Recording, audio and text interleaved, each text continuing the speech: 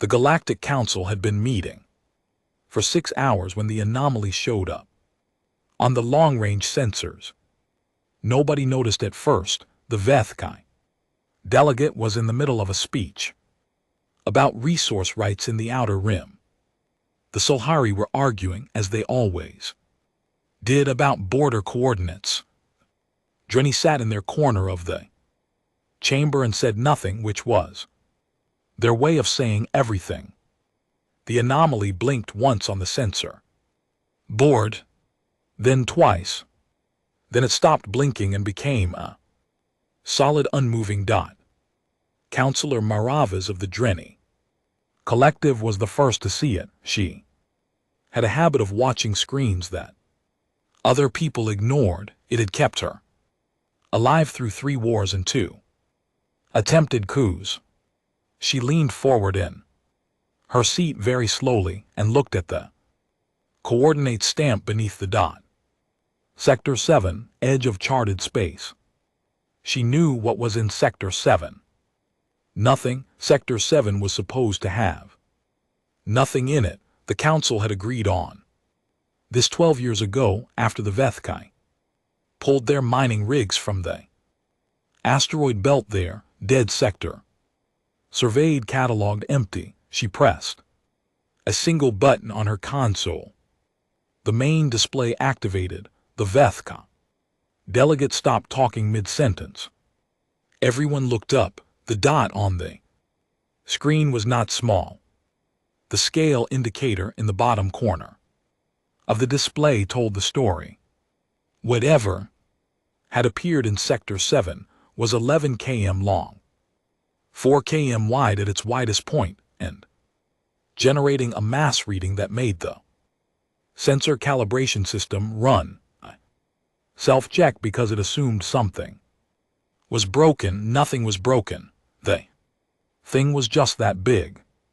"What is that?" said the Solhari ambassador, whose name was Preth, and who was not usually a person who asked questions without already knowing the answers. Nobody replied. The sensor suite updated. The object was not moving. It had appeared at sublight speed from a fold point that the Council's charts showed as inactive. Fold points didn't just activate. You needed a ship capable of generating a fold wake powerful enough to punch through dead space, and the engineering required for that was the kind that took centuries to develop. The Vethkai had it. The Solhari had it. The Drenny had a version of it. Nobody else in the known galaxy had it. Maravas looked at the object on the screen, then she looked at the species marker the sensor suite had assigned to it. The suite had scanned the drive signature. It had cross-referenced the fold wake pattern against every known engine type in its database. It had run the check 4 times. The marker it had attached to the object read Terran. Maravas sat back in her chair. Terran. The word moved through the chamber like a cold current. She watched it cross the faces of the other delegates one by one. The Vethkai delegate, whose species had 4 eyes, blinked all of them in sequence. The Solhari ambassador, Preth, went very still. Even the Drenny and the Drenny made it a point of cultural pride to react to nothing, shifted in their seats. Terran, Earth, humans, the species that had been granted observer status 14 years ago, the ones who had sent a single diplomat to Council chambers with a translation device and a handshake and an offer of trade agreements, the ones whose home system sat in an unremarkable stretch of the Orion Arm with 1 habitable planet, 2 small moons, and no strategic value whatsoever. The ones who had, for 14 years, been very quiet. "Pull up visual," said Counselor Voss.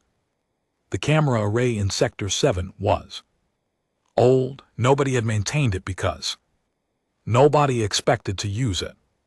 The image it sent back was grainy, slightly time delayed, and still managed to make the entire council chamber go silent for 30 seconds.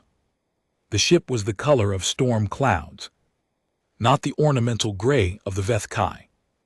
Warships which were designed to look threatening, not the polished silver of the Solhari dreadnoughts, which were designed to look expensive. This thing was the gray of something that had been built to work. The surface was marked with scorch patterns and micro-impact craters, and the kind of wear that came from distance, not combat. It had traveled far to get here. There were gun ports along the side. Mara counted them before she could stop herself. She lost count at 40. The ship had more gun ports than she could count in a casual glance. "How long has Earth been building that?" said the Vethkai delegate, whose name was Sorvatha, and who was usually very good at controlling his voice. "Unknown," said the council's tactical officer from her station at the edge of the chamber. Her name was Fen, and she was Drenny, and she had been running numbers since the object appeared on the screen. Based on the mass reading and the estimated construction timeline for a vessel of this configuration. She paused, not for effect, because the number she was about to say required a moment to make sense of. Minimum 18 years. 18 years. 14 years ago, Earth had walked into the council chamber with a diplomat and a handshake. 4 years before that, they had already started building this. They were building it before they joined, said Preth. The Solhari ambassador said it the way you say a thing when you are not surprised, but you are troubled that you are not surprised. They joined the council while this was already under construction. "We don't know its purpose," said Fen. "It's 11 km long," said Sorvath. Fen had no response to that. The Earth diplomat's name was Jonas Webb. He had been in his quarters on the council station when his communicator activated, and now he was standing in the corridor outside the council chamber, in a shirt that was slightly wrinkled, and with the particular look of someone who had been told to come immediately, and come without explanation. 2 Drenny security officers flanked him. They were not touching him, they were not threatening him. They were simply there, and they were large, and they had the posture of people who had been told to stay close. Councillor Voss met him in the corridor. She was a full head shorter than him. This did not affect her presence in any measurable way. "Counselor," he said, "what's come?" "Inside," she said. He came inside. The chamber was quiet when they entered. Every delegate was at their station. The main screen was still showing the ship. Jonas Webb walked to the center of the room, saw the screen, and stopped walking. He looked at the ship for a long time. Then he looked at Councillor Voss. "You knew," she said. "It was not a question." "Yes," he said. "How long?" "Since before I arrived," he said it without apology or hesitation. "The program started 22 years ago. Construction began 18 years ago. I was assigned to council relations 4 years into construction." "Why?" said Preth. Jonas Webb turned to look at the Solhari ambassador. He had the kind of face that was hard to read quickly, not blank, just patient, like someone who had decided what they were going to say a long time ago and was in no hurry to say it wrong. "Because we needed time," he said, "and we needed to understand who we were dealing with before we showed you what we'd made. Showed us, said Sorvith, and there was something in the Vethkai delegates' voice that was not quite anger and not quite fear, but occupied the specific geography between those two things. The ship isn't armed, said Jonas Webb. The chamber went very still. Ven checked her sensors. She checked them again. She looked up. The gun ports, she said, they're sealed. Drive locked. The weapon systems are not. Another pause, longer this time. They are not active. The power routing shows zero charge to any offensive system. It came here with its guns cold, said Preth. Yes, said Jonas Webb. Why, said Maravas. He looked at the screen. At the ship sitting in Sector 7 with its 11 kilometers of gray metal and its 40-plus sealed gun ports and its engines cooling after a full jump from somewhere. The Council's charts didn't track, because we wanted to ask before we did anything else, he said. Ask what, said Sorvith. Jonas Webb reached into his shirt pocket and pulled out a small data chip. He held it out toward the communications console at the center of the chamber. May I, he said. Nobody stopped him. He walked to the console and inserted the chip. A file opened, audio and text, simultaneously in every language the translation matrix could handle. A voice came through the chamber. Speakers, a woman's voice, calm and measured with an undertone of something that was not quite tiredness and not quite certainty, but some third thing that sat between them. This is Admiral Sarah Akefer of the ERS. Unyielding Earth's first interstellar battleship. We are transmitting on all Council frequencies. We have arrived in Sector 7 at the coordinates registered with the Council 14 years ago as Earth's designated observation zone. We are unarmed, in posture non-hostile in intent, and requesting formal permission to approach the Council station. A pause. We are also requesting that this message be forwarded to every fleet currently operating in Council space. We have information relevant to every species in this chamber. We did not want to transmit on open frequencies without permission. Another pause. Then we've been watching the Kithra migrations for 3 years. We think everyone needs to know what we found. The message ended. The chamber was so quiet that Maravas could hear the environmental systems cycling air through the vents above the ceiling tiles. She looked at the data chip sitting in the console. She looked at Jonas Webb. The Kithra, she said. Yes, he said. The Kithra were not a species that anyone discussed in casual session. They were not a species anyone discussed at all if they could avoid it. They existed at the edge of map space, beyond the last survey marker, and the 3 attempts to establish contact with them over the past century had each ended in a way that the Council's historical archive described as inconclusive, and that everyone in this chamber understood to mean something considerably more definitive than that. What did you find? Said Sorvith. His voice was different now. The geography between anger and fear had shifted. Something else had moved in. Jonas Webb looked at the screen, at the ship, at its sealed gun ports and its cooling engines, and its 11 km of storm cloud gray. The migrations changed, he said. 3 years ago, direction, speed, formation, density. Everything changed. We've been tracking the pattern. He turned back to the chamber.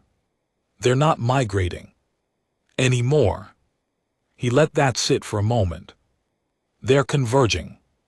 The silence that followed was the Loudest thing Mara Voss had heard in 20 years of council sessions. She looked around the chamber at the faces of the Vethkai and the Solhari and her own Drenny colleagues, and she saw the same thing in all of them. The Kithra convergence, that single phrase delivered in the flat and careful voice of a man who had been holding it for the right moment, had done what 6 hours of political argument could not. It had made everyone in the room want to be on the same side.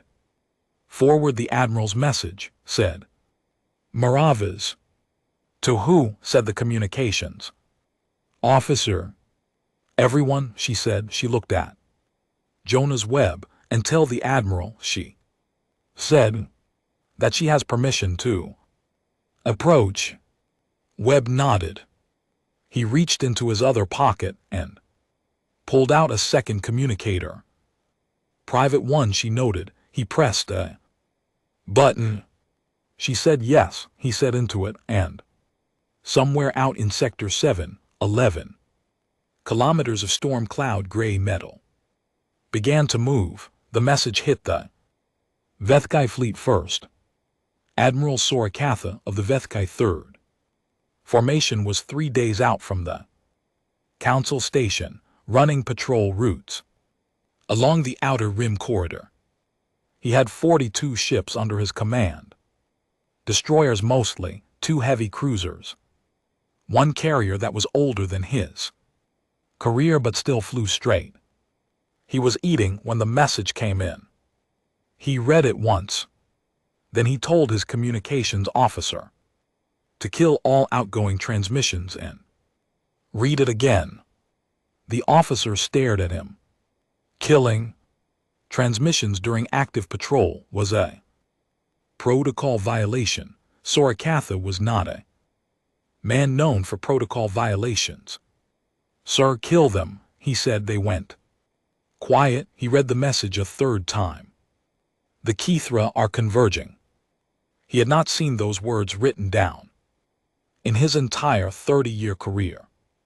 He had heard them spoken once by an old admiral at a decommissioning ceremony, in the specific way that old soldiers say things they are not supposed to say to young soldiers, but say anyway because they have decided it is important. The old admiral had been describing the second contact attempt, the one the archive called inconclusive.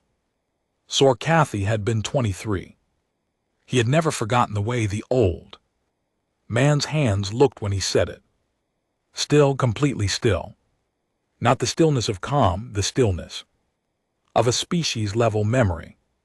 He looked out the viewport at the patrol corridor, at the empty, well-charted, utterly familiar stretch of space he had been flying for 6 months. The Kithra are converging. Get me the fleet channel, he said. I thought. Internal fleet channel, he said, not outgoing. Get me my captains.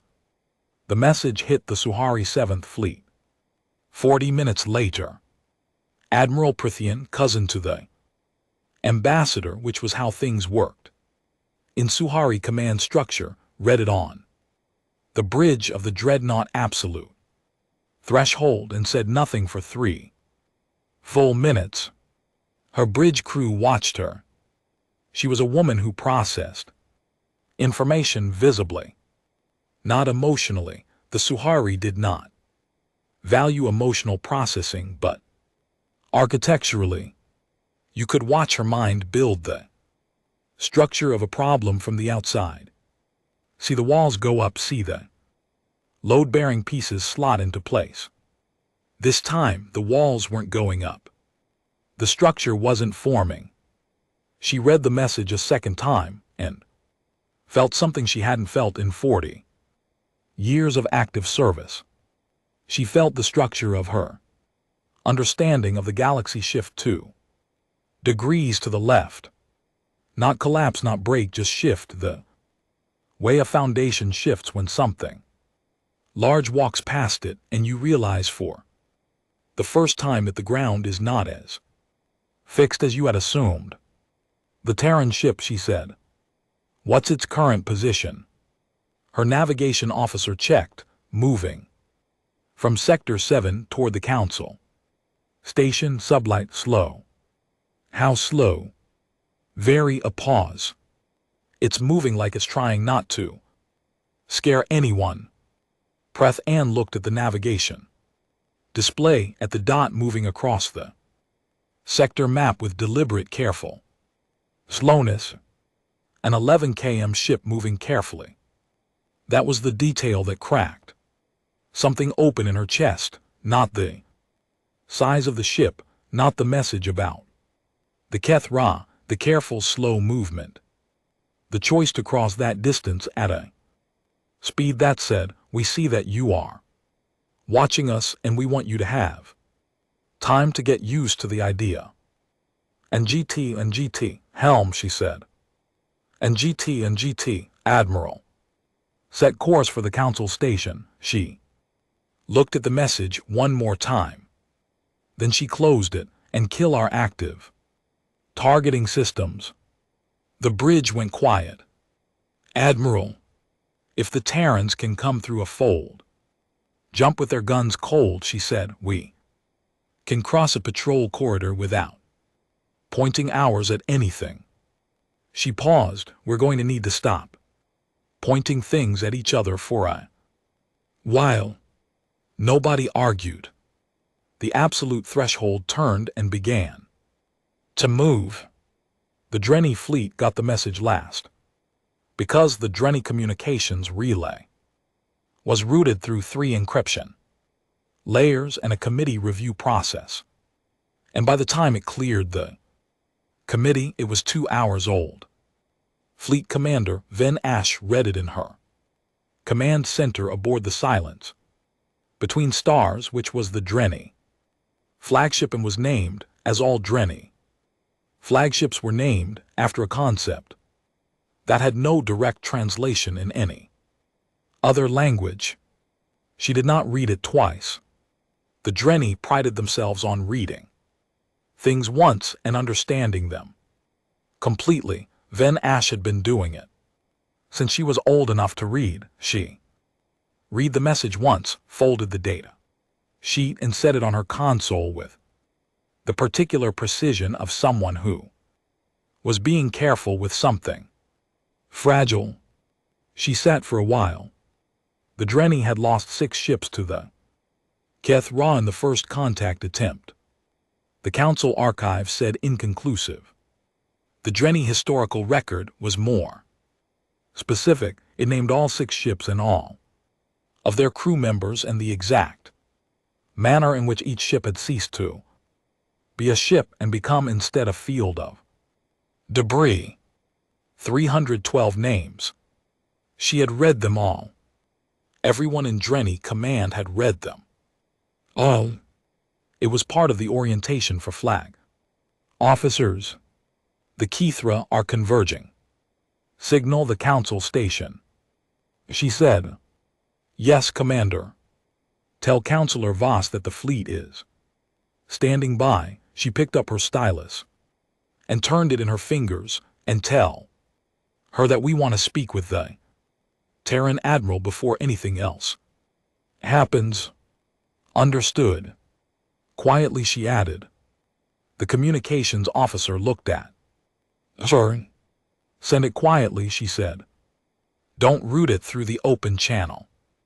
Direct line to the Counselor's personal console. She set the stylus down. The Solhari and the Vethkai will be moving toward the station. I don't want them to think we're coordinating without them, and I don't want them to see us ask for a private meeting and assume we are, so the message needs to look like a status report until it's in Voss's hands. The officer nodded slowly. You think they'll cooperate, he said. The Solhari and the Vethkai. You think they'll actually? I think the Kethra convergence is the one thing in this galaxy that makes everyone stop posturing, she said, and I think the humans know that. She looked At the message still folded on her console. I think they've known it for a while. The ERS unyielding crossed the boundary into Council Station space at 300. Station time. It did not hail. It had sent its message. It had received permission to approach. It moved at the speed it had set for itself, and it did not ask for anything else. Admiral Sarah Akefer was on the bridge. She was not a large woman. She was not a dramatic woman.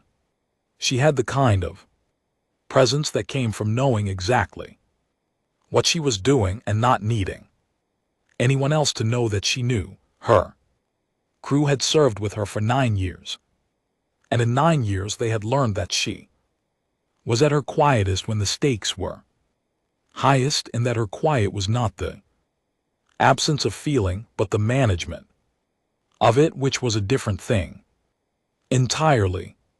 She stood at the main viewport and watched the Council Station grow from a point of light to a structure.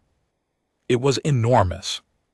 The Galactic Council Station had been built 200 years ago and expanded 6 times since.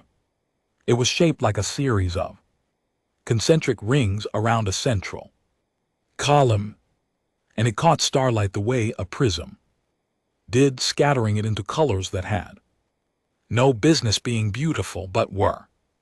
Her navigator, a young man named Chen, who had been on the ship since the beginning and who was perhaps the most composed human being she had ever met, said, "Station is hailing. Put it through." A voice came from the speakers. Drenny accent, female, unhurried. ERS unyielding, this is Council Station. Omega, you are cleared for approach to Docking Bay 7. Please maintain current speed and heading.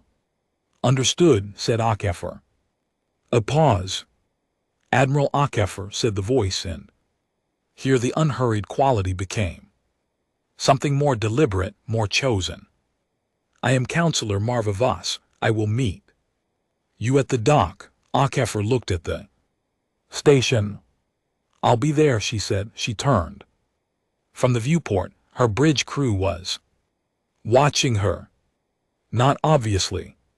They were all very good at doing their jobs and watching her at the same time, which was a skill you developed when you served under someone for 9 years and you wanted to understand what she was thinking. She understood what they wanted.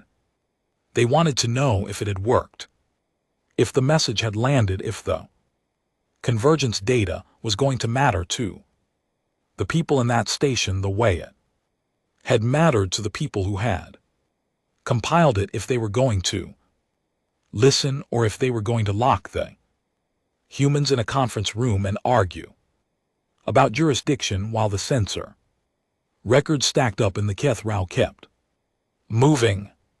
She didn't know yet. She knew Voss was meeting her at the dock. That was not nothing.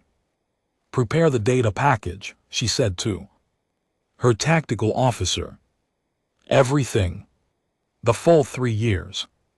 Migration maps, formation density analysis, the timestamp correlation. Study the communication intercepts. The intercepts. Her tactical officer, a woman named Rivas, looked up. Admiral, the Council doesn't know we've been monitoring Keth Rao communications. They're going to, said Akefer. Better we tell them than they find out later. Rivas hesitated. That could be a problem. Yes, said Akefer, so could the Keth Rao. She moved toward the door that led off the bridge. Prepare the package, all of it. She walked off the bridge. The door closed behind her. Chen and Rivas looked at each other across the nav console. She's going to give them everything, said Chen. Yes, said Rivas. That's, he thought about the right word. That's very trusting. Rivas looked at the viewport. At the station still growing, beautiful and strange and caught starlight. I think that's the point, she said. Mara Voss was at docking bay 720. Minutes before the unyielding arrived. She was alone. She had not brought security. The station commander had argued with her about this for 6 minutes before she closed the channel.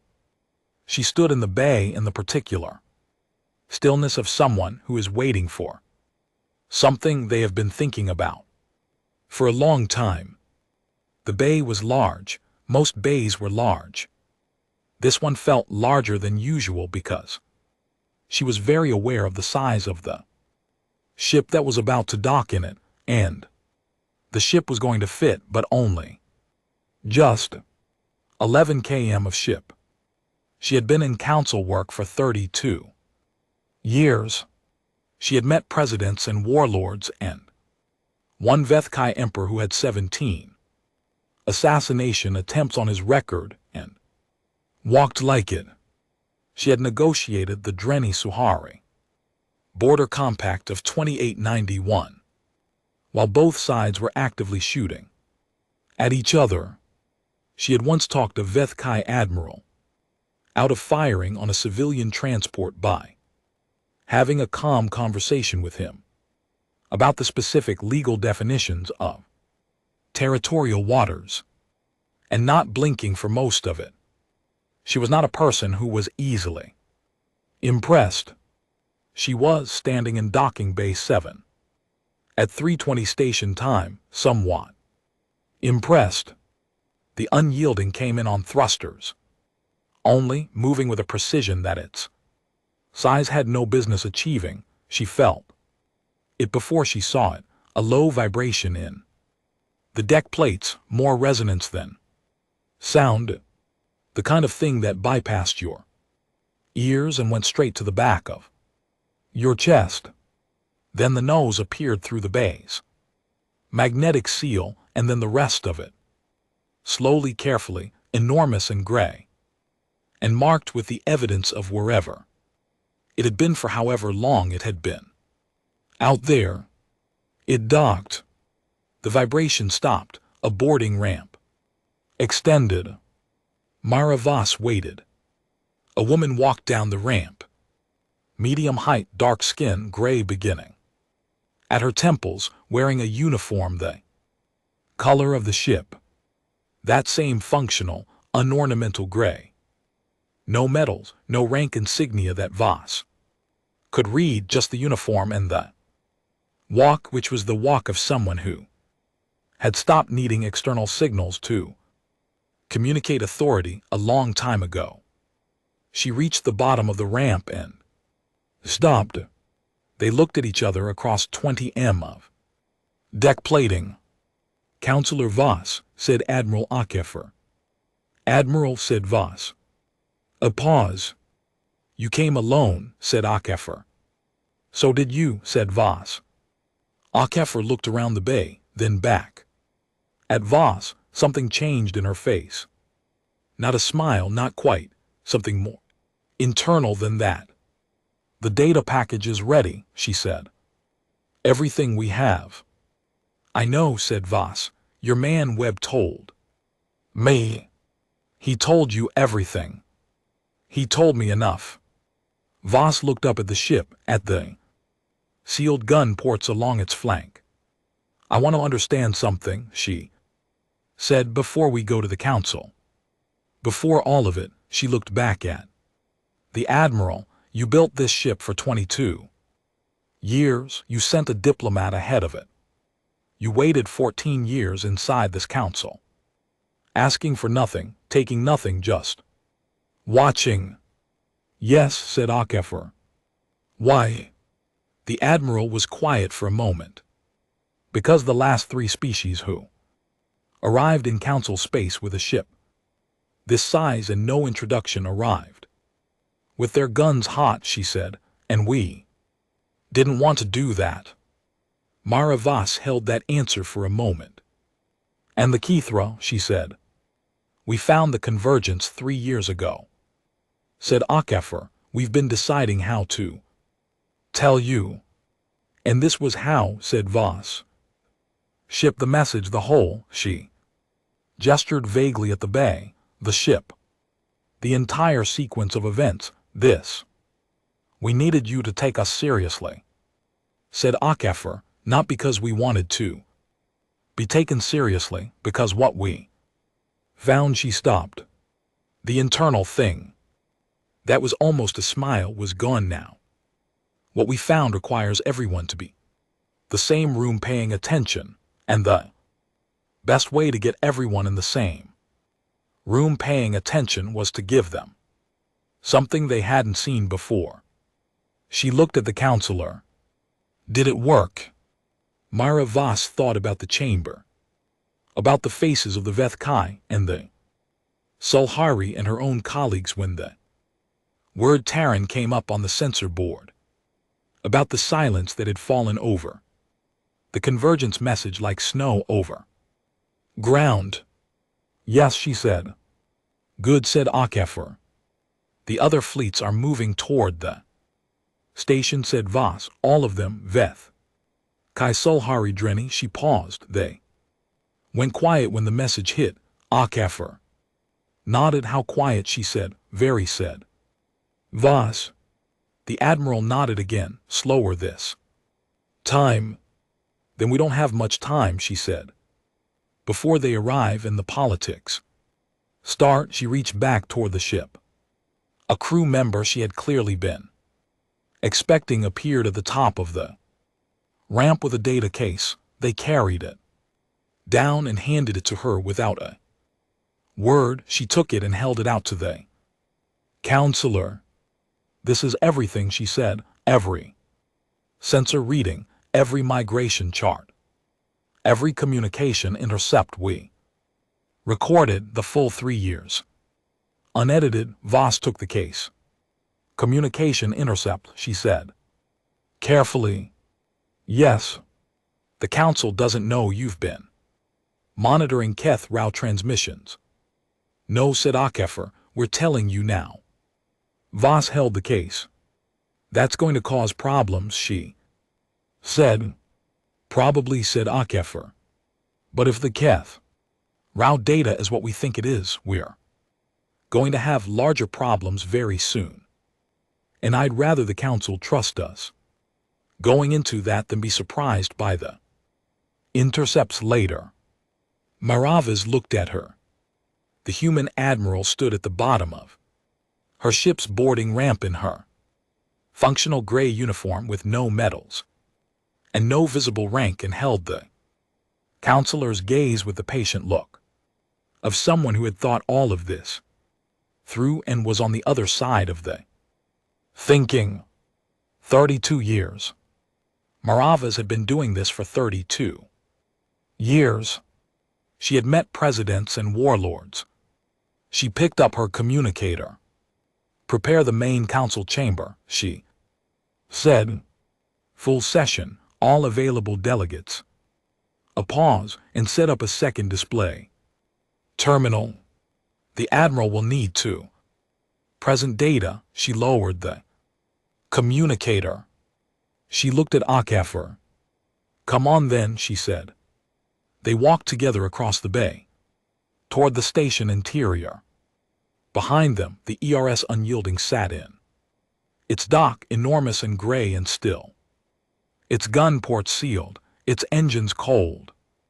The quietest 11 km ship in the known galaxy, the main council chamber had never held a full session at 400 station time. It showed. The delegates arrived in various states of composure, which is to say that they Drenny arrived looking exactly as they always looked, and the Sulhari arrived looking sharp and alert because they had been raised in a culture that considered being caught off guard to be a moral failure. And the Vethkai delegate, Sorvatha, arrived with one of his 4 eyes still partially closed from sleep, and a look on his face that suggested he was angry about this but had the self-awareness to know the anger was mostly at himself for not anticipating it. Jonah's Webb sat in the observer section and did not look tired, which was either because he hadn't slept or because he had been awake for this moment for 14 years, and the adrenaline was doing the work that sleep usually did. Admiral Akefer stood at the center of the chamber. The data display behind her showed star map, council space, and the space beyond it, rendered in the blue-white light of the projection system with the last survey markers along the outer edge of charted territory showing as yellow dots. Beyond the yellow dots, the gray, the Keth Ra territory, or what everyone had assumed was Keth Ra territory. 3 years ago, said Akefer, we deployed a series of long-range sensor probes into the outer boundary zone, the zone that begins approximately 40 light years past the Council's last survey marker in the galactic south. She touched a control. Red dots appeared on the map scattered along the outer boundary like seeds. The probes were passive, non-transmitting. They recorded data on a compressed timeline and used a relay burst system to send that data back to us every 90 days. She touched the control again. Here is what they found. The map changed. The gray beyond the boundary was no longer empty. Points of light appeared in it, not the clean, fixed points of stars. Moving points, dense points, clustered in patterns that even the least tactically minded person in the room could see were not random. Mara Voss had seen the data summary. She had not seen the full display. She felt the structure of the chamber shift around her. Not dramatically, quietly, the way rooms shift when everyone in them recalibrates something. At the same time, the Keth Ra have always migrated, said Akefer. Your records go back 3 centuries. The migration pattern was consistent. They moved through the outer boundary zone in cycles of approximately 40 years, in loose formations of between 300 and 800 units, following a path that curved around the galactic south and returned to their point of origin. We know this, said Preth. The Solhari ambassador's voice was careful, not dismissive. Careful the way you are careful with something you are not sure is fragile, but you have decided to treat as if it might be. What your records don't show, said Akefer, because none of your probes penetrated far enough into the boundary zone to catch it, is what the current migration looks like. She touched the control. The dots on the map moved. It was a time lapse, 3 years of data, compressed into 40 seconds, the Keth Ra units, and there were far more of them than 300 to 800, moved across the display in the specific converging pattern that the word migration did not cover. Migration spread out, they dispersed, they followed resource gradients and seasonal cycles. This was not spreading out. This was drawing in. The dots moved from every point on the outer boundary toward a central region. A specific region. A region that, when Maravas overlaid the standard galactic coordinate grid in her head, sat at approximately galactic south-southwest, said Sorvith. All 4 of his eyes were fully open now. That's the approach corridor for the Vethkai Outer Rim. It is one of 4 approach corridors. They are moving toward, said Akefer. The other 3 intersect with Solhari expansion space, Drenni primary territory, and the independent systems cluster in the galactic east. Silence. The map kept showing the dots moving, converging. Patient in the way that things are. Patient when they are very large and not in any hurry. How many units? Said Finn, the council's tactical officer. Her voice was flat. This was either professional composure or the particular flatness that came from already doing the math and not wanting to be the first person to say the number out loud. Akefer looked at her. At last count, she said, 47,000. The number went into the room like a stone into water. 47,000 Kithra units. The largest recorded Kithra migration in the Council's 3 centuries of records had been 800 units. That migration had brushed the edge of Drenny space 70 years ago briefly. 3 Drenny survey ships had gone to observe, none of them had returned. Council had moved their survey markers back 40 light years as a precaution. 47,000. You said communication intercepts, said Marva Voss.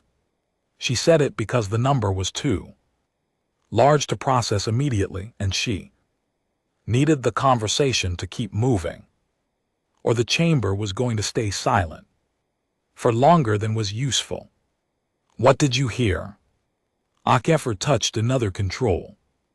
The map faded, the audio display replaced it. Waveform readouts, frequency analyses. The visual record of what had taken her communications team 14 months to partially decode. The Kithra communicate on a frequency band your equipment cannot register. Without modification, she said, we noticed this in our 2nd year of probe deployment and recalibrated. Accordingly, she looked around the chamber. What we found is that the Kithra have been communicating at a much higher rate than their historical baseline. The volume of communication has increased by a factor of approximately 9 over the past 3 years. What are they saying? Said Van Ash. The Drenny fleet commander had arrived 30 minutes ago with 4 of her senior officers and had been sitting without speaking since. Her voice when it came was steady. We have a partial decode, said Akefer. Approximately 30% of the signal content, the rest is either encrypted in a system we haven't cracked or uses references we don't have the cultural context to understand. 30%, said Van Ash. What does 30% tell you? Akefer looked at her. It tells us they know we're here, she said, and that they have been discussing us for at least 3 years. Possibly longer. 3 years is how far back our probes go. The room absorbed this. Discussing us, said Sorves. In what context? The translation is imprecise, said Akefer. We want to be careful about overinterpreting incomplete data, she paused. But the most consistent element across the decoded segments, the concept that appears most often and with the most signal emphasis, translates most closely. As she stopped, not for effect, she was choosing the word carefully. Boundary, she said, or possibly threshold. The distinction matters in their language in a way it doesn't in ours, and we haven't fully mapped it yet, but the concept appears in reference to council space specifically. Another pause, and it appears within increasing frequency that correlates directly with the change in migration pattern. They think we've crossed something, said Preth, some line, some limit. That's one interpretation, said Akefer. It's the one our team considers most probable. What's the other interpretation? Said Maravos. Akefer looked at her. That they think we're about to cross it. She said, the difference between those two interpretations was the difference Between a problem you were already inside and a problem you might still be able to step back from. Everyone in the room understood this. Everyone in the room was also aware that they were sitting in a chamber on a station in council space, which was the space the Kithra appeared to be discussing, which meant the question of whether they had already crossed the line or were about to was somewhat academic. We have been operating in the outer boundary zone for 2 centuries, said. Survey missions, mining operations, navigation buoys. If we crossed a line, we don't know when or how. No, said Akefer, we don't. Then how do we? He stopped, started again. What is the appropriate response to boundary violation? You didn't know was a boundary. That, said Akefer, is what we've been trying to figure out for 3 years. She touched the control again. The map returned, but differently this time. Council space in blue, the outer boundary zone in gray, the Kethro convergence pattern in red, and overlaid on all of it in thin white lines. Series of proposed vectors. We have modeled the convergence, she said, based on current speed and direction. The leading elements of the Kethro formation will reach the outer boundary zone in approximately 14 months. The main formation will follow approximately 9 months after that.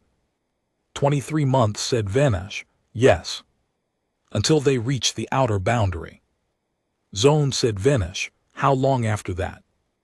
Until they reach inhabited systems. If they continue at current speed, said Akefer, another 4 to 7 months, depending on the approach vector. 2 years roughly, a little more, little less. 2 years until the thing that had destroyed 6 Drenny ships and been classified as inconclusive in the archive arrived in force, 47,000 units. Strong, discussing boundaries in a language nobody fully understood. You have a proposal, said Maravas, she said. It because she had been watching Akefer for the past 30 minutes, and the Admiral had the posture of someone with a proposal, not certain, not aggressive, just prepared. The way people are prepared when they have spent a long time thinking about a problem and have arrived at a position they are ready to defend. We have an idea, said Akefer, not a plan, an idea. She looked around the chamber, but it requires all of you to agree to something first. What, said Preth. Trust, said Akefer, specifically mutual trust, which means no one acts unilaterally, no Vethkai ships firing on Kethrau scouts, no Sulhari mining operations in the outer boundary zone, no Drenny survey missions that might be interpreted as provocation. She paused. And no human ships either. You're asking us to stand down, said Sorvaith, while a force of 47,000 enemy units moves toward our space. I'm asking you to hold, said Akefer. There's a difference. She looked at him. Standing down means giving up. Holding means choosing not to move until you understand what you're in. And you think you know what we're in, said Sorvaith. I think we might be in a misunderstanding, said Akefer, and I think misunderstandings are a great deal easier to resolve before anyone shoots than after. The chamber was quiet. Marvaz looked at the map, at the red dots converging on a space that contained everything the species in this room had built over centuries, everything they had argued over and divided and mapped and argued about some more. The idea, she said. What is it? Akefer looked at her. We go talk to them, she said. The silence that followed was different from the previous silences. This one had a specific texture. It was the silence of people who had just heard something that their instincts told them was either the best or the worst thing they had heard in a long time and couldn't yet determine which. The Kethrow have never accepted contact, said Van Ash. 3 attempts. None of them had complete communication. Intercepts, said Akafor. None of them knew what the Kethrow were saying before they went in. We do. 30% is incomplete. It's also 30% more than anyone has ever had. And you think that's enough to Van Ash? Stopped who would go. Akafor didn't answer immediately. Maravas looked at her. You, said Voss. We have the intercepts, said Akafor. We have the best partial translation. We have a ship that can reach the outer boundary zone before the Kethra formation does. She looked around the chamber one more time, at the Drenni and the Solhari and the Vethkai, at Jonah's web in the observer section, watching with the expression of someone who had known this moment was coming and still found it larger than expected. And we haven't sent 3 missions into Kethra space that ended badly. We don't have that particular history with them. You have no history with them, said Sorvejka. Yes, said Akafor, that's the point. Nobody spoke. The map glowed in the center of the chamber. Blue and gray and red, the colors of what was known and what was unknown and what was coming. Sorvik looked at Van Ash. Van Ash looked at Preth. Preth looked at Maravas. Maravas looked at Akafor. You have a ship, said Voss. I have a ship, said Akafor. You have a crew willing to do this. Akafor didn't answer immediately, which was, Voss noted, the most honest answer she had given so far. I have a crew that understands what the alternative looks like, said Akafor. That's close enough. Maravas looked at the map for a long moment, then she looked at the chamber. Vote, she said. The vote took 4 minutes. It was not unanimous.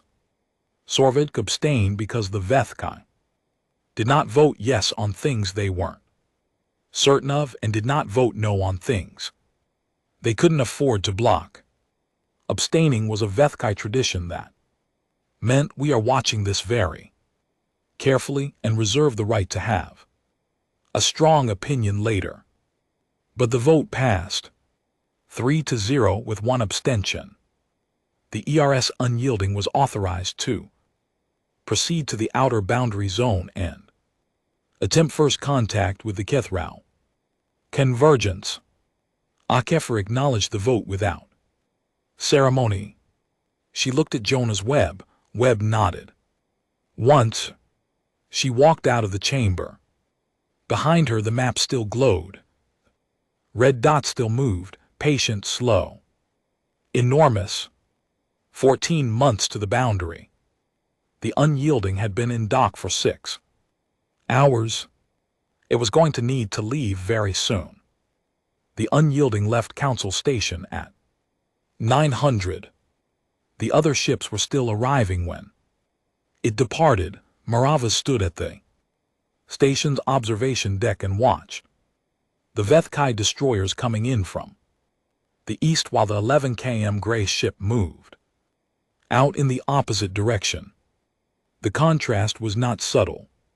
She had a communicator in her hand. She was not using it. There was nothing to say yet that she hadn't already said, and things you say before someone goes into the gray tend to either mean too much or not enough. And she had always preferred the discipline of silence to the mess of the other kind. She watched until the unyielding was out of visual range, then she went back inside to deal with the Vethkai. Chin had the navigation plot on his console from the moment the ship cleared the station's sensor envelope. The route to the outer boundary zone was straightforward, 41 light-years mostly.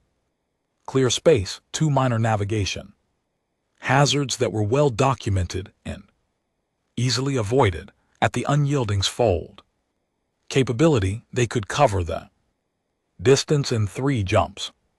6 days in. Transit approximately. He ran the numbers twice.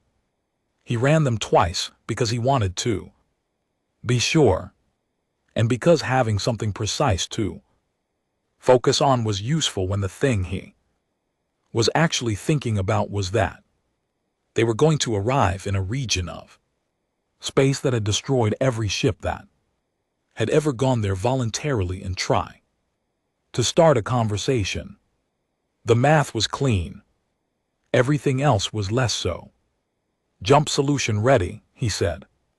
Hold, said Akefer. He held. She was at the center of the bridge, standing at the data terminal going through the intercept files again. She had been through them so many times over the past 3 years that her communications team had started quietly worrying about her, which was something they did carefully because the Admiral was not a person who responded well to being worried about. The intercepts, 30% decoded, the rest noise or meaning, or something between the two that their translation models couldn't yet map. Concept that appeared most consistently. Boundary threshold, the thing the Kethera were discussing in reference to Council space. She had a theory. She hadn't shared it with the Council, because theories presented to committees produced committee discussions, and committee discussions produced delays, and she had not spent 22 years building a ship and 3 years decoding radio signals to be delayed by a committee discussion. She had shared it with 3 people, her tactical officer Rivas, her linguistics lead, a quiet woman named Dr. Yun, who had joined the program 8 years ago and had barely slept in the past 14 months, and Jonas Webb, who had listened to it in her office on the station the night before and sat for a long time without saying anything. The theory was this: the Kethera had not responded to contact attempts because no one had attempted contact in the right way. Welly, the first attempt 70 years ago, had sent 3 armed Drani survey ships to the boundary. The ships had hailed in 17 languages. The Kethera had destroyed them. The second attempt 40 years ago had sent a single Suhari diplomatic vessel with a full Council letter of intent and offerings of trade. The ship had been destroyed before it crossed the boundary. The third attempt 20 years ago had sent an unmanned probe. The probe had been destroyed within 6 hours. Every attempt had approached from inside Council space. Every attempt had, in the Kethera's frame of reference, come from the wrong side of something. That was the theory. They were coming from the wrong side. The Kethera were moving toward Council space, converging on it, 47,000 units strong, because Council space was on their side of the boundary. Because the boundary, whatever it was, whatever historical or territorial or cultural significance it held, was not the Council's outer edge. It was the Kethera's inner edge, and everything inside it from the Kethera's perspective might not be a foreign territory being encroached upon. It might be their own territory being occupied. Dr. Yun had been the one to crack the distinction. She had spent 4 months on the boundary versus threshold problem, and the solution had come to her at 300 on a Tuesday during her 3rd cup of coffee. And she had been so certain and so shaken by it that she had called Akafer's quarters directly, which was something nobody did and which told Akafer everything she needed to know about the significance of the finding before Yun had said a word. Threshold in the Kethra communication structure referred to a boundary that could be crossed. Boundary referred to a boundary that could not. The Kethra were not using threshold. Akafer looked up from the terminal. Vethkai fleet is hailing, said Rivas. Fleet Admiral Sorkathi, he says. She paused. He says he would like to offer an escort. Akafer looked at her. An escort, she said. His words, said Rivas. He says another pause, longer this time, the pause of someone reading message that contains more than the words in it. He says the Vethkai third formation has 16 destroyers that can match the Unyielding's fold speed. He understands that the mission is contact, not combat. He is asking if the Admiral would prefer to not go alone. The bridge was quiet. Akafer looked at the forward display, at the space ahead of the ship, empty, and stars scattered and leading in a direction she had been pointing toward for 3 years, toward the boundary. She thought about 47,000 units. She thought about 3 failed contact attempts. She thought about a Vethkai admiral who had read a message about the Kethra convergence and gone silent, and then turned his fleet around and driven toward the council station, and who was now apparently asking to follow a human ship into the most dangerous region of space in the known galaxy. Tell him no, she said. Rivas blinked. Admiral. Tell him no. With thanks, said Akafer, and tell him that if this works, there will be time for the Vethkai to be involved in everything that follows, and if it doesn't work, she turned back to the terminal. There's no point in losing 16 more ships. Rivas relayed the message. A reply came back 2 minutes later. Rivas read it. Something moved across her face, not quite a smile. He says, said Rivas, understood, we will hold position and keep our guns cold. You taught us that. She paused. And then he says, good hunting. Akafer was quiet for a moment. Tell him thank you, she said. And then give me the jump solution. Chen had the solution ready. He had been ready for 12 minutes. Jump solution on your mark, he said. Mark, said Akafer. The yielding folded. They came out of the first jump at the edge of a debris field that wasn't on any current chart because it had been formed by the collision of 2 asteroids approximately 15 years ago, which was recent on a geological scale and recent enough on a navigational scale to require a 6-hour detour. Chen handled the detour with the calm efficiency of someone who considers unexpected obstacles to be a navigation problem rather than a personal affront. Akafer spent the 6 hours with Dr. Yun. Yun's workspace was on Deck 7 in a section of the ship that had been converted from storage during the build-out.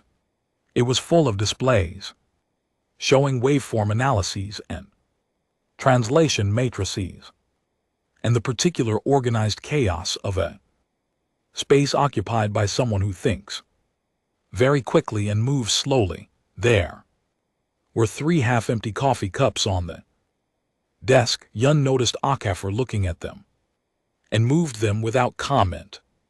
The boundary concept, said Akafer. Walk me through it again. The Kethra language has a structural feature our translation models initially classified as redundancy, said Yun. She sat down and pulled up a waveform display, the same concept encoded multiple times in each transmission unit, with slight variations in each encoding.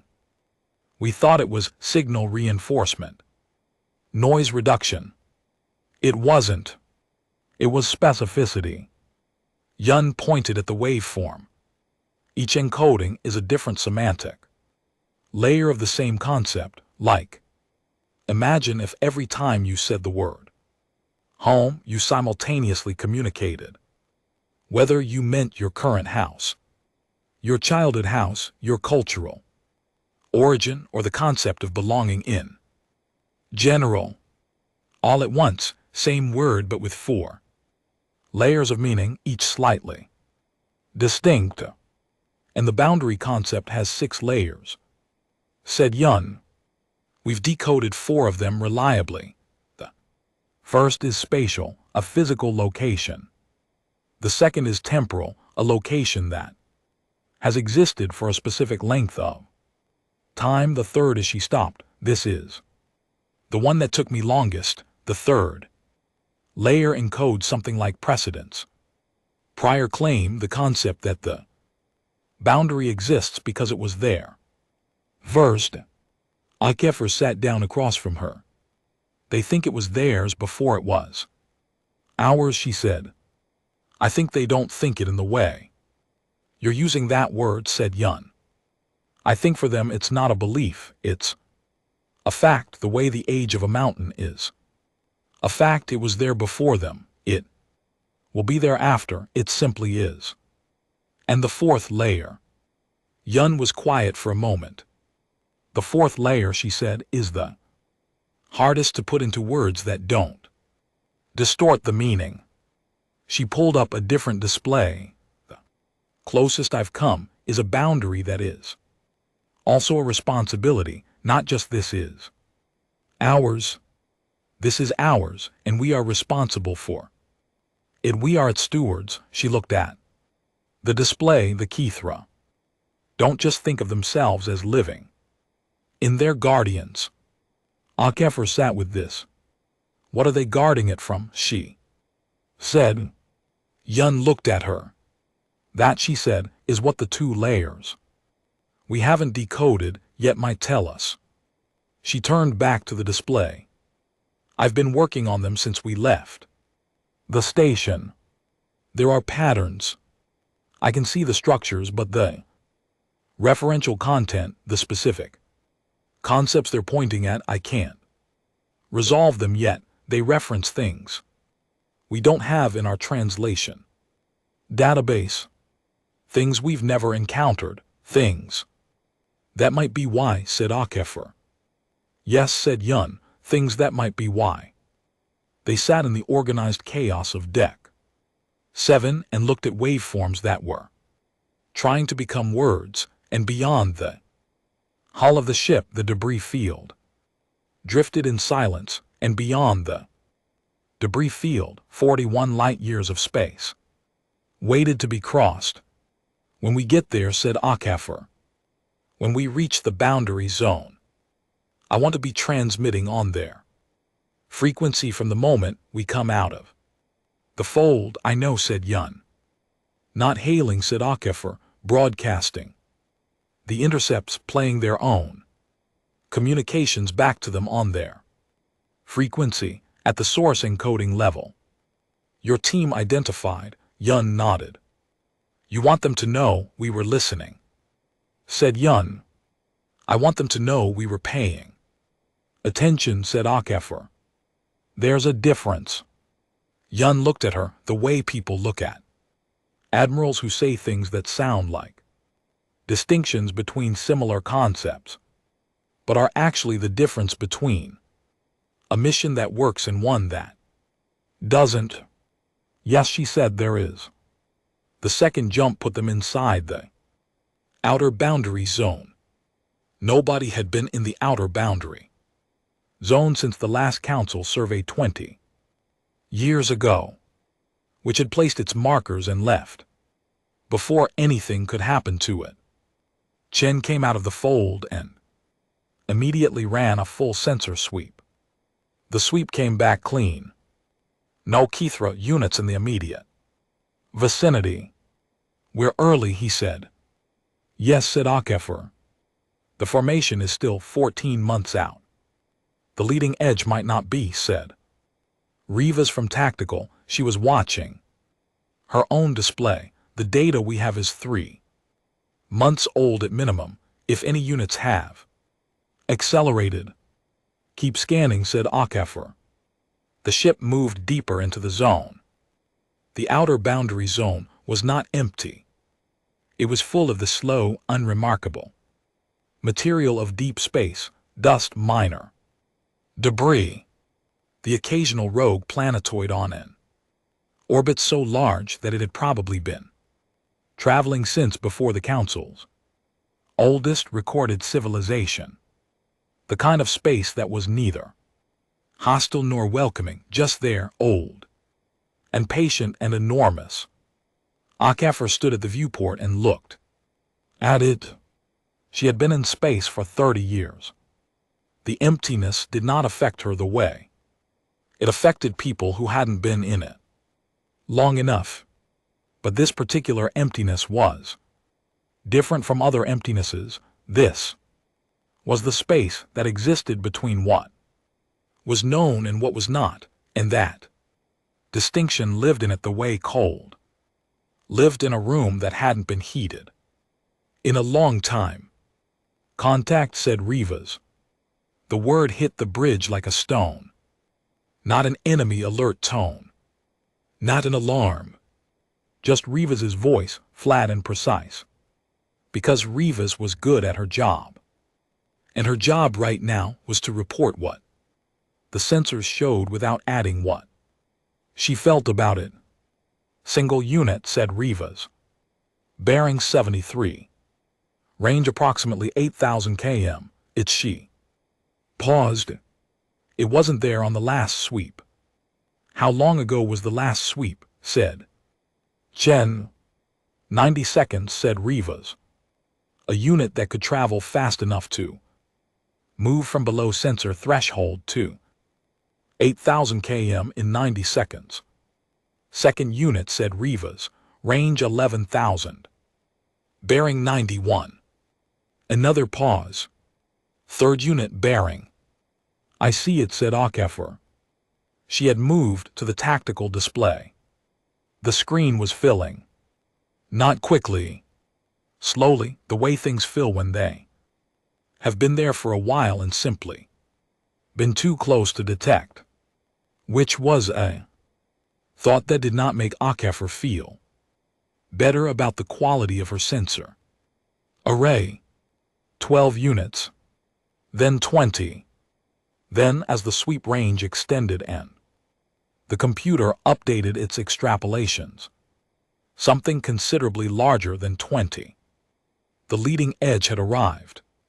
Dr. Yoon, said Akefer. Yoon's voice came from the intercom. Instantly, she had been monitoring the bridge from Deck 7. Ready, said Yoon.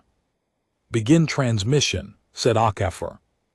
The unyielding began broadcasting. Cathay communications played back on Cathay frequencies at Cathay encoding levels. 3 years of intercepted signal. Selected and ordered by Dr. Yoon in the sequence she had determined was most likely to convey we were listening. We understood some of it, and we are here because we want to understand more. Not a translation. Not a greeting in the traditional sense. An acknowledgement. We heard you talking. We came to listen better. The units on the sensor display stopped moving. Every single one of them. Chen looked at Akefer. Akefer looked at the display. Hold course, she said. Maintain transmission. Nobody does anything. The bridge crew was very still. On the sensor display, 43 Cathay units sat at various ranges from the unyielding, motionless, not retreating, not advancing, not doing what every previous encounter had eventually produced. They were listening. The unyielding broadcast its signal into the gray, and the gray listened back. It was Rivas who noticed it first. She had been watching the frequency monitors alongside the spatial sensors because Rivas was the kind of tactical officer who watched more things simultaneously than most people could track.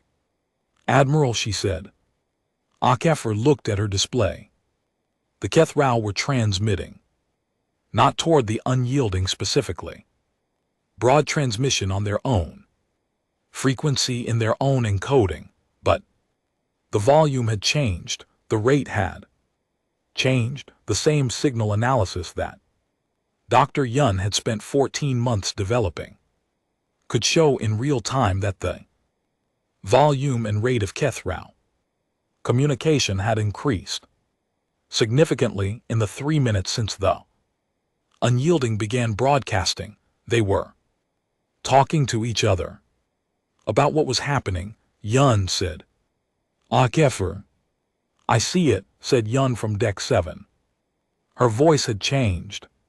The flat, analytical quality was still there, but underneath it, something that was less professional and more human had gotten in, the way light gets in under a door.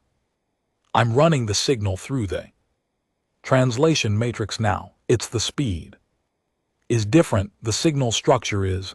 I paused. They're excited. The word seemed wrong. It also seemed exactly right. "Can you decode any of it?" said Akefer. "Some," said Yun. "It's coming in faster than the matrix can process cleanly, but I can see the boundary concept. It's in almost every segment." A longer pause. "And there's something new, a concept we haven't seen before, paired with the boundary concept almost every time."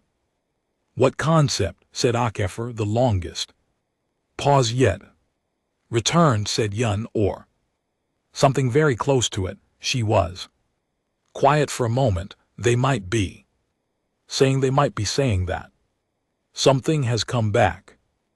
Akefer looked at the sensor display, at the 43 motionless units surrounding her ship at various distances, at the transmission monitors showing a burst of communication that hadn't been in any of the 3 years of baseline data. "Return. Something has come back." She looked at Chen.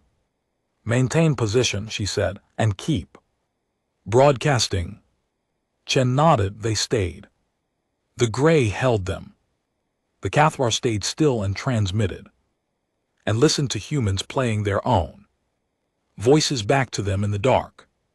And for the first time in 3 attempts, spanning 70 years, nothing was destroyed.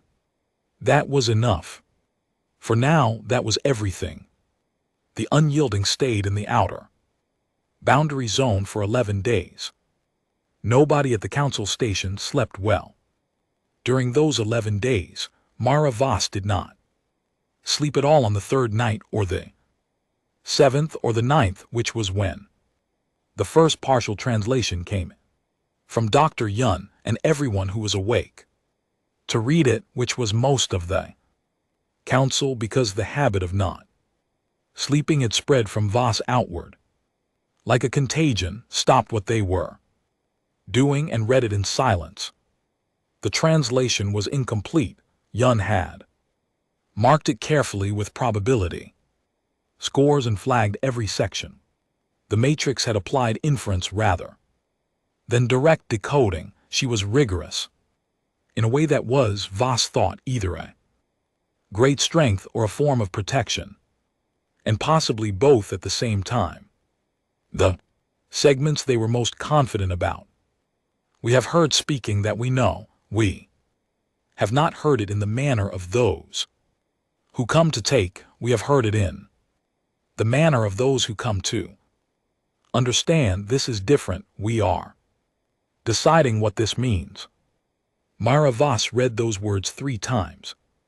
She read them at 300 in her office with a cup of something warm that had stopped being tea 2 hours ago, but was still keeping her hands occupied. She read them and thought about the 6 Drenny ships and the 312 names and the archive word. Inconclusive. We are deciding what this means.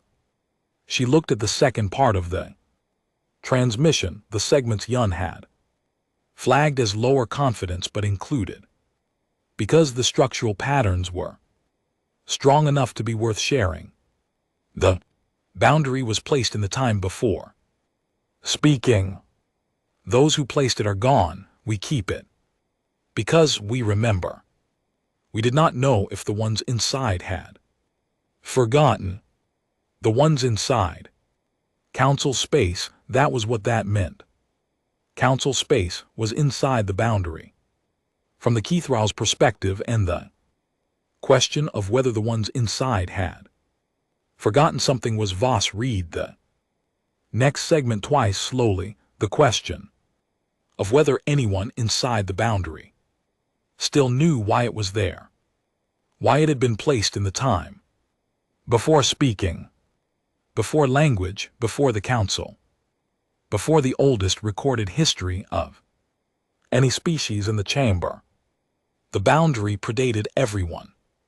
She set down her cup and looked out the viewport at the station exterior at the ship still holding position.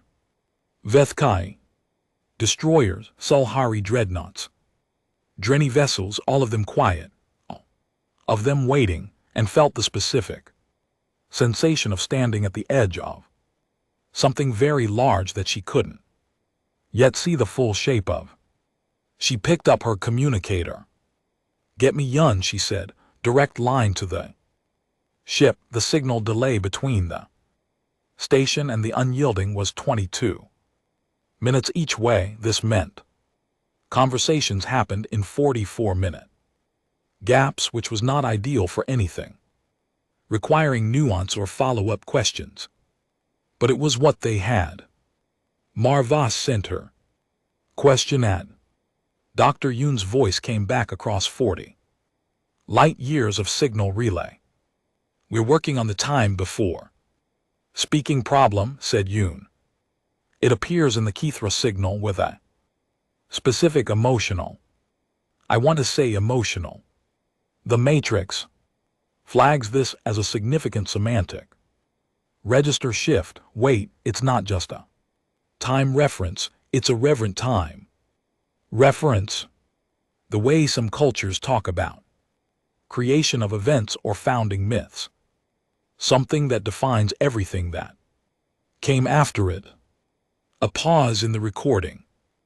"The boundary wasn't made by the Keithra," said Yoon. "We're fairly confident of this. It predates them as well, whatever placed it, and here's where it gets very interesting. Counselor, whatever placed it apparently also placed the Keithra as its guardians. Not chose them, placed them, as if the guardianship and the Keithra as a species came from the same source event." Another pause. "I know how that sounds. We're being very careful with the inference layers. But the signal structure supports it. They guard the boundary because they were made to guard the boundary. It is the oldest thing in their self-understanding." The message ended. Ava sat with it for a long time. Something that predated the Keithra had drawn a line around a region of space and created a species to guard it. That something was gone. The species remained. And now the ones inside the boundary had come out in a ship that played the Guardian's own language back to them and said, in the clearest possible way available, to beings who had never spoken, "We were listening." She thought about what Admiral Akefer had said in the docking bay. The best way to get everyone in the same room paying attention was to give them something they hadn't seen before. She thought about Jonah's Webb sitting in the observer section during the council vote, watching with the expression of someone who had known this moment was coming, and still found it larger than expected. She thought about what Akafor had said. To Sorvith, we don't have that particular history with them, and she thought about the translation segment she had read 3 times. Those who placed it are gone, we keep it. Because we remember, we did not know if the ones inside had forgotten. The question was never whether the Keth Ra were coming to invade. The question was whether anyone inside the boundary still knew what it meant. And the humans who had no history with the Keth Ra, who had come into council space quietly and built a ship over 22 years and sent a diplomat and waited 14 years and then arrived with their guns cold and played 47,000 guardians there. Own language, the humans had walked into that question from the outside and given it an answer. We were snorts listening. We came to understand.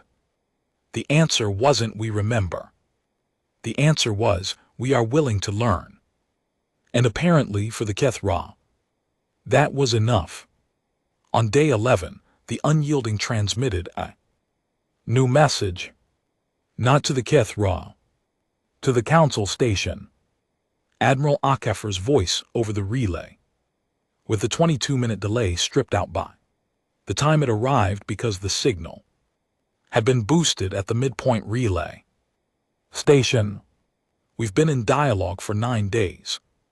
I want to be careful with that word. It hasn't been dialogue in the way we understand dialogue. There are no back and forth exchanges, no question and answer sequences. What we've had is concurrent speaking. We transmit, they transmit. Dr. Yun and her team work through the night mapping the intersections. A pause. The Keth Ra are not coming to attack. I want to say that clearly and without qualification. The convergence is not a military operation, it is. Another pause longer. The closest word we have is inspection. They are coming to examine the boundary, to assess whether it has been violated, and in what way and what the appropriate response is. 3 years ago, the trigger for the convergence was a Sulhari mining operation in the outer boundary zone, specifically in a region of the zone that the Kethra considered to be the active marker line, the point where the boundary registers as present. The mining operation extracted material from that zone. The Kethra don't want the material back. The material isn't the issue. What they experienced was the equivalent of someone reaching through a wall they had been guarding for longer than recorded history and pulling a stone out of it. Not to attack, not even to steal from the human perspective of the intent. Just to take because the wall appeared to be a resource rather than a structure. We've been transmitting the Sulhari mining coordinates and timeline back to them with the strongest confidence encoding Yun's team can generate. We want them to understand that we know where it happened, that we understand why it matters. Their response to that transmission was the most complex thing we've received so far. Yun has it. She'll send the full analysis to the council, but the core of it, the highest confidence segment, is this. Akafor's voice was steady. The signal was clear.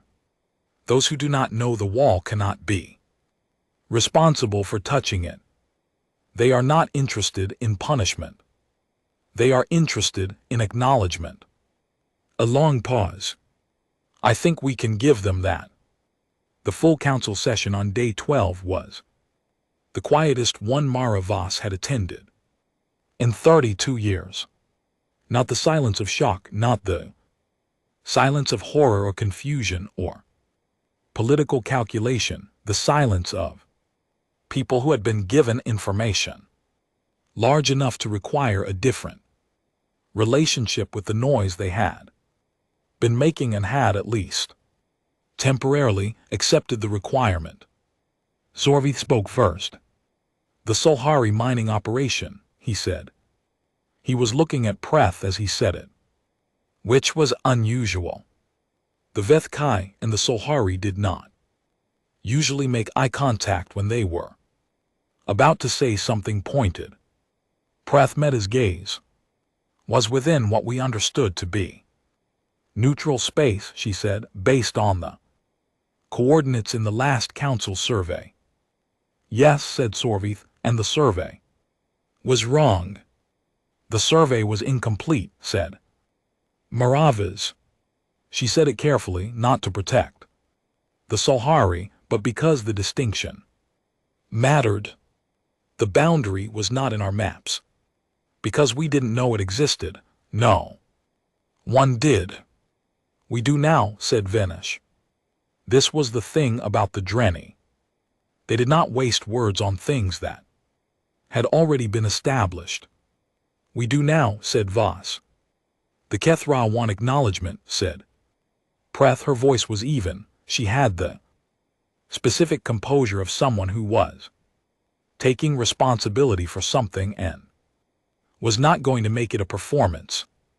What form does that take? Yun's team is working on that, said Voss. The Admiral believes there is a format within Kethra communication structure for what we might call a formal recognition and acknowledgement that carries the same semantic weight in their language as a treaty would in ours. She paused. She also believes the unyielding thing should be the one to transmit it, not a council transmission, said Preth. The Kethra have established communication with the unyielding. They have not established communication with the council.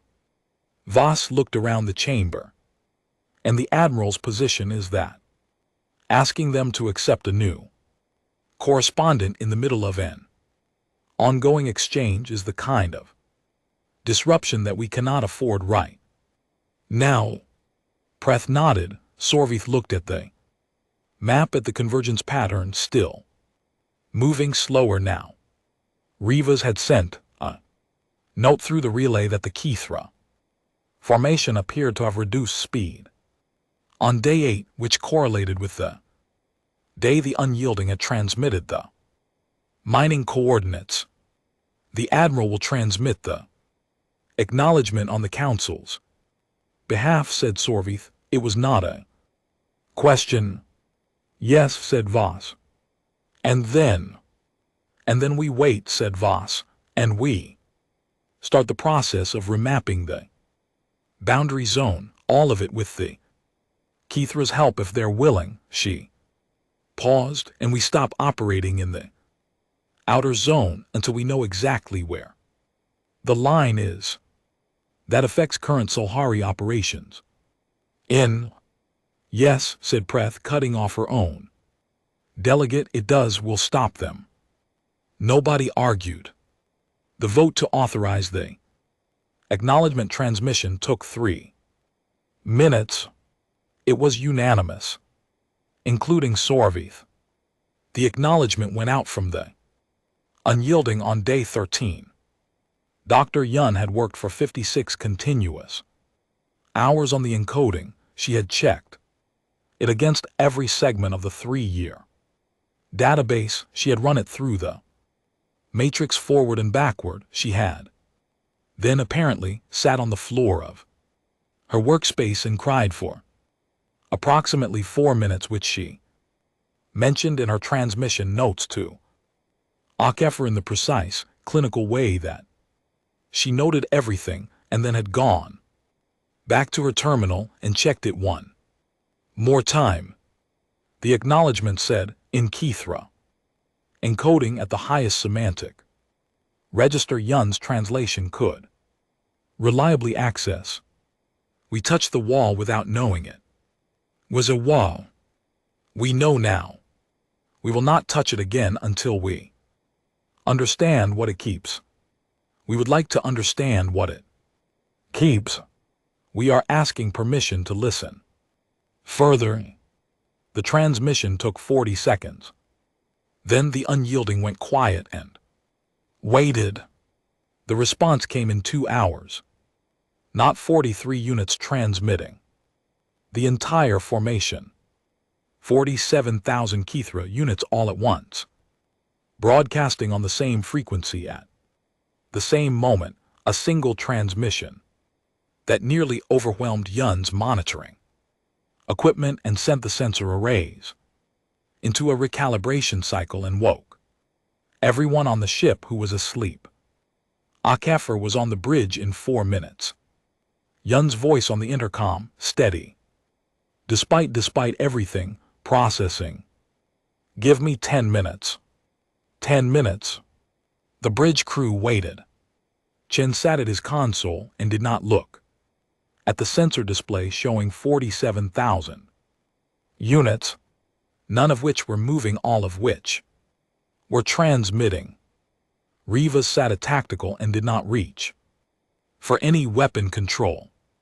The ship held position in the gray zone and let the transmission wash over it and waited for 10 minutes.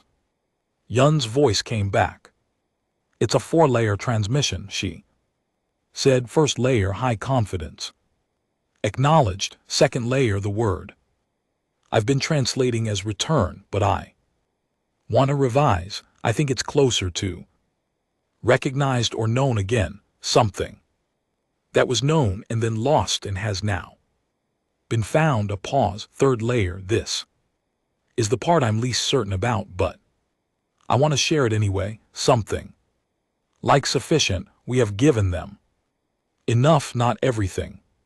Not a complete accounting, but enough to satisfy something they needed satisfied. A longer pause. Fourth layer, said Yun. This is the one I'm certain about. I've checked it 6 ways. The concept is in the highest confidence category we have. Akefir waited. The fourth layer, said Yun, is patience. Another pause, specifically the patience of a very long wait that has finally produced an acceptable result. The bridge was very quiet. Akefir stood at the center of it and looked at the transmission data on the main display and thought about the time before speaking and guardians placed by something that was now gone, and a boundary drawn around a region of space that had become over centuries of exploration and mapping and mining and were the home of 4 species who hadn't known the wall was there. 47,000 units had converged on that home to see if anyone inside it was still capable of stopping and listening and asking what the wall was for. And a species that had shown up in council space 14 years ago with a handshake and a diplomat and a ship they'd been building in secret for 8 years before that had been the ones to ask. Signal the council station, said Akefir. Yes, Admiral, said her communications officer. Tell Counselor Voss. She stopped. Looked at the data. At the 4-layer transmission from 47,000 units that had come to the edge of everything anyone knew, and found a human ship broadcasting their own language back to them. Tell her it worked. Mara Voss received the message at 600. On day 14, she was at her desk. She had slept finally for 4 hours and had woken with the clarity that sometimes comes after a long sleep deferred, the specific quality of mind that arrives when the body has finally been given what it asked for and has returned something in exchange. She read the message. She sat for a while. Then she went to the observation deck. The Vethka destroyers were still holding position. So were the Sulhari ships and the Drenni fleet. all of them quiet as they had been since the convergence message hit, as they had been since a council that had been arguing about border, coordinates and resource rights and mining zones for 6 decades had looked up at a sensor board and seen the word Terran and felt the ground shift. They had all gone quiet, and in the quiet something had become possible that the noise had been preventing. She stood at the viewport and looked at the ships and the stars and the space between them, which was the same space it had always been and was now. In some way she didn't have full language for, yet understood differently. The boundary was out there. They didn't know its full extent. They didn't know everything it kept. The Keth realm were still 47,000 units of something that had destroyed ships and couldn't be fully translated and had existed for longer than history. But they were also something that would transmit 4-layer messages of patience to a single ship that had come out to listen. And the humans had come out to listen. Not because they were told to. Not because the council authorized it. The council had authorized it, but the idea had come from somewhere else, from 22 years of building and 14 years of waiting and 3 years of decoding radio signals in the dark, and one admiral who had stood in the docking bay and said, "We wanted to ask before we did anything else." Myra Voss had been in council work for 32 years. She had met presidents and warlords. She had never met a species that built a ship for 22 years and then, when the time came to use it, sailed it to the edge of known space with its guns cold. She was going to remember that. She was going to write it into the council record in language that lasted. Because things that lasted were the things the council was supposed to be for, and this thing deserved to last. She looked out at the ships and the stars. Then she picked up her communicator. "Get me Webb," she said. "Jonah's Webb." Webb answered in 2 minutes. He sounded awake, which meant he had probably not slept at all. "Counselor," he said. "It worked," she said. A pause. "Yes," he said. "How long did you think this would take?" She said, "From the beginning, the full plan. The ship, the diplomat, the intercepts, all of it. How long did you think it would take to get to this point?" She heard him think. "We had optimistic models and pessimistic models," he said. "Optimistic model said 30 years. We're at 22. You're ahead of schedule." "We're ahead of schedule," he agreed. She stood at the viewport and looked at the stars. "What's the next step in the plan?" she said. A longer pause. "There isn't one," said Webb. "This was as far as we planned, everything from here." He stopped. "We thought if we could get to a point where the Kethro acknowledged us, we'd figure out the rest together." Together. She looked at the Vethkai ships and the Solhari dreadnoughts and the Drenni vessels and thought about 4 species that had been arguing about boundary, coordinates and resource rights for 60 years, all of them holding position in the same piece of space, all of them quiet, all of them watching the same dot. On the sensor display crossed toward the outer zone in 70 years. All of them for the first time in Maravas's career, pointing in the same direction. "Together," she said. "Yes," said Webb. She looked at the stars. "That might," she said, "be exactly the right next step." 40 light-years away in the outer boundary zone, the ERS unyielding held its position in the gray and kept its guns cold and broadcast Kethro signals into the dark. patient as it had always been, as it had always intended to be, waiting not because it was afraid to move, but because it had understood something that 22 years of building had taught it and 14 years of watching had confirmed and 3 years of listening in. The dark had made certain the most powerful thing in any room was not the one who was loudest.